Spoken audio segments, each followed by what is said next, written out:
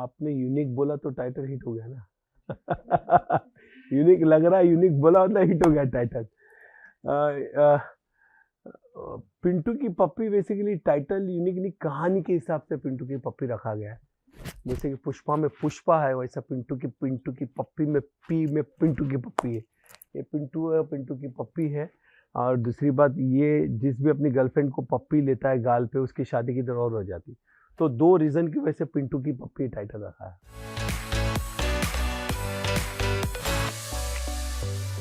Master जी reason थे और कुछ रीजन ही नहीं था, और स्टोरी इतनी अमेजिंग थी, इतनी इंटरेस्टिंग स्टोरी थी, कॉन्सेप्ट भी नया था।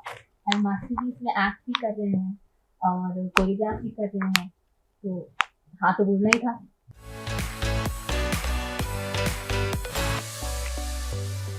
सो मुझे ना बोलने का तो कोई सवाल होता ही नहीं है। सबसे पहले the legendary choreographer Ganesh Acharya जी ने मौका देना, यही बहुत बड़ी बात है, और वो भी इस स्केल में जो मुझे लॉन्च मिला है, तो उसके लिए मैं मास्टर जी का बहुत शुक्रगुजार हूँ।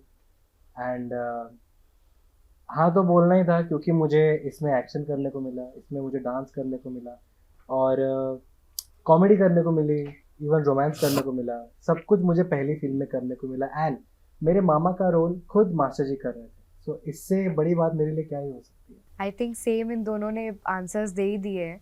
जिनको देखने के लिए, जिनके साथ काम करने के लिए लोग सालों तरसते हैं, हमें मौका मिला तो हम मना तो कर ही नहीं सकते।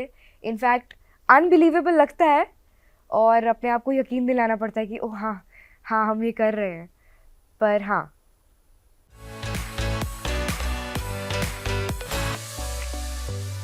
Basically being a writer, being a director, आपके पास एक कहानियों का एक बैंक होता है, और आप बहुत सारा कंटेंट वर्ल्ड वाइड देखते हो, वर्ल्ड सिनेमा देखते हो, फेस्टिवल देखते हो। तो जब मैंने इस तरह का कहीं कुछ देखा, एंड मेरे पास एक सोशल इशू था, जो कि बड़ा इशू था कि लड़कियों की शादी होना हिंदुस्तान में सबसे बड़ी समस्या है। वो समस्या तो बहुत ऑफकोर्स सीरियस है। उस सीरियसनेस को मैं किस तरह से कॉमेडी में लाइटली बना के लोगों के बीच में प्रेजेंट करूं, वो एक टास्क था। तो मैंने और मेरी वाइफ ने और हमारी जो टीम है, हम साथ में मिलके लिखते हैं, उसको लिखा गढ़ा, और उसको बहुत ही light hearted rom com slice of life जो हर कोई देख सके और हर कोई उससे रिलेट कर सके, इंजॉय कर सके। तो हमने इस कहानी को फिर स्क्रीन प्ले तक पहुंचाया, एंड फाइनली हम मास्टर जी से मिले मामा के करेक्टर के लिए। एंड मामा का करेक्टर के साथ साथ मास्टर जी ने बोला कि ये तो फिल्म ऐसी है कि मैं प्रोड्यूस करना चाहूँगा। एंड मैंने कहा इससे बड़ी बात क्या हो सकती है। सो फाइनली आपके सामने है।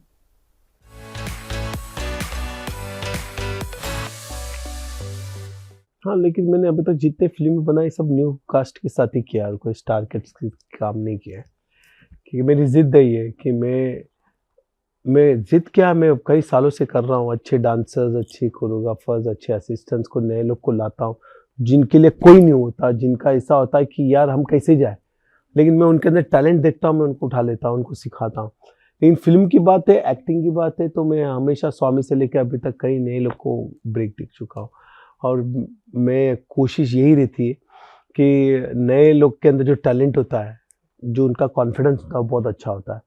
वक्त की बात है, उस वक्त मैंने कब किया था तब सही नहीं था, लेकिन अभी वक्त सही है, क्योंकि ऑडियंस नए लोग को बहुत सहार रही है, नए नए टैलेंट देख रही है, नए लोग को प्यार कर रही है, उनको एक्सेप्ट कर रही है।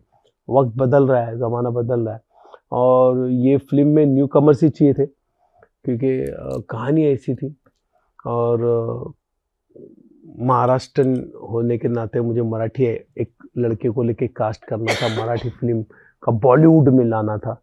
तो वो सुशांत मिला जो महाराष्ट्र ने, और ये जानिया मिली जो दिल्ली से, और विधि जो मुंबई से। तो इन लोग को कास्ट करके मुझे बहुत मज़ा आया। इन लोग बहुत कॉन्फिडेंट है, ये टाइम देते हैं, सिंसियरिटी देखते हैं, ये मेहनत करते हैं, ये जो बोलूँ करने को तैयार हो जाते हैं। स्टार किड्स या स्टार के पास से मुझे शायद वो नहीं मिलता इतना सीरियसनेस जो इन लोग के पास मिला, और ये फिल्म में उन्होंने बहुत मेहनत की। पिंटू की पप्पी आप 21 मार्च को जाके जब देखोगे थिएटर में, तो आपको लगेगा हाँ वाकई they are new, but they are not new.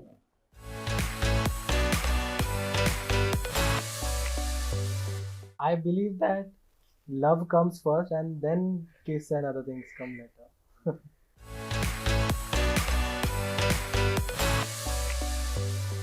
Well, if someone had a superpower as Pintus, which means कि अगर मेरे को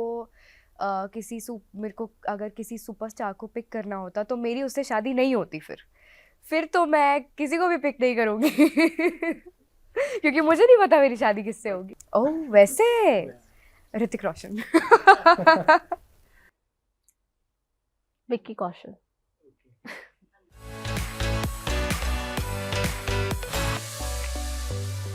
ऑनेस्टली ये पूरी इंडस्ट्री फिक्शन पे चलती है और हम तो फिक्शन बनाते हैं। इल्यूजन ऑफ रियलिटी जब तक आप कहानी में नहीं डालेंगे, इल्यूजन का तड़का नहीं डालेंगे तो ऑडियंस कैसे अट्रैक्ट होगी। तो कंप्लीटली फिक्शन आइडिया है एंड ऑफकोर्स जब तक फिक्शन और यूनिक आइडिया नहीं होगा ऑडियंस कैसे आएगी। तो ऑडियंस को उस एक सोशल कॉज के साथ यूनिक आइडिया डाल के इस पूरी कहानी को गढ़ना और वो ध्यान में रखते हुए कि ऑडियंस इस तरह से आए, वही हमारा प्रयास है।